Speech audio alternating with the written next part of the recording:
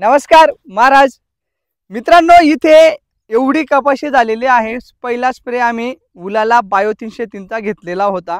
आता दुसरा स्प्रे मध्ये काय घेतलं पाहिजे, बरेचसे शेतकरी असे आहेत मित्रांनो की होतं असं आहे की दुसराही स्प्रे काय घेतात माहिती आहे का, सकिंग पेस्ट। सकिंग पेस्ट म्हणजे काय, फक्त त्यांना जे डोळ्यांना दिसतं, डोळ्यांना काय दिसतं आहे तर इथे बघा हे पानं आता 20-22 दिवसानंतर वाकडे व्हायला लागलेत, याच्यावर अटॅक दिसायला लागला आहे हा तुडतुड्यांचा, नंतर थ्रिप्सचा। हे बघा हे असे वाकडे व्हायला लागलेत।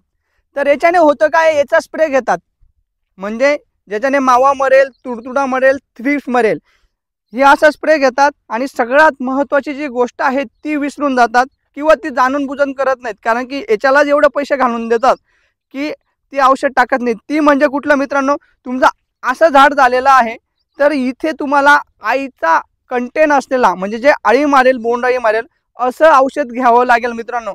मग ते तुम्ही कुठलंही घ्या, नंतर त्याच्यामध्ये तुम्ही एखादी बायोचं प्रोडक्ट घेऊ शकता, तुम्हाला लॉंग लास्टिंग रिपोर्ट वाटत असेल। जसं आम्ही उलाला सोबत बायो 303 घेतलं, आता 20-22 दिवस नंतर ही पोझिशन आली आहे।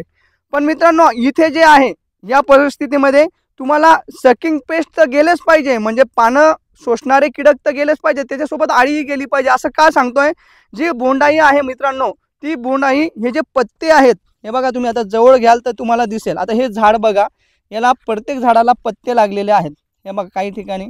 आता ह्या पत्त्यांच्या इथे खाली अंडे देते ती, हे अनविजिबल राहतात, दिसत नाहीत, आणि इथून ते मध्ये घुसते, बोंडअळीचे पतंगाचे जे आळी असते इथे अंडे दिल्यानंतर ते मध्ये घुसते। तर अशा परिस्थितीमध्ये आपण जर हे घेतलं नाही, फवारा घेतला नाही आळीचा, आणि फक्त हे पत्ते चमकवण्याचं घेतलं, म्हणजे बांधवाल्याला भारी दिसलं पाहिजे त्यासाठी भारीतून भारी औषध घेतो, आणि आईचा औषध टाका इतके पैसे त्याच्याकडे राहत नाहीत, किंवा मग तो एवढंच भरपूर झाला आता काय गरज चालली, तर नुकसान काय होतंय, जेव्हा कापूस वेचणीचा टाईम येतो, तर आता मी असे प्लॉट बघितले आहेत की ते पहिल्या दिवसापासून म्हणजे पहिल्या वेचणीपासून इथे तुमच्या बोंडअळी दिसायला सुरुवात होऊन जाते, किंवा दुसऱ्या वेचणीपासून बोंडअळी दिसायला सुरुवात होऊन जाते।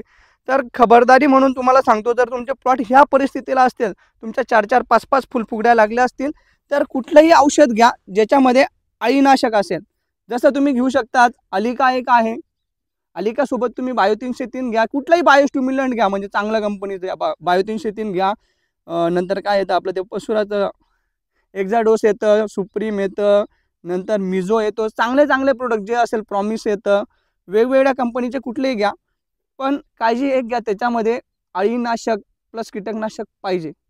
आता हे जे बायो प्रोडक्ट आहेत हे तुम्हाला एकदम टेरिफिक, चकाकी आणि थ्रिप्स वगैरेसाठी चांगला कंट्रोल येतो। त्याच्यासोबत सकिंग पेस्टला समजा आता मी जसं सांगितलं अलिका, थायमिथक्झाम प्लस कराटे, दुसरं एक आयलचं एक प्रोडक्ट येतं तेही छान आहे, त्याच्यामध्ये इमामॅक्टिन प्लस ॲक्ट्रा।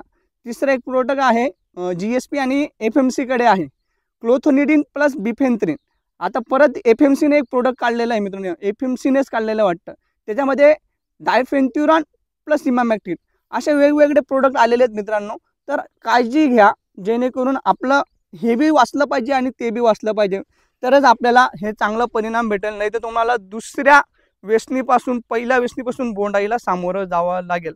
यासाठी एवढंच। माहिती कशी वाटली, आवडली असेल तर सबस्क्राईब करा, इंस्टाला असेल तर फॉलो करा। जय हिंद, जय महाराष्ट्र।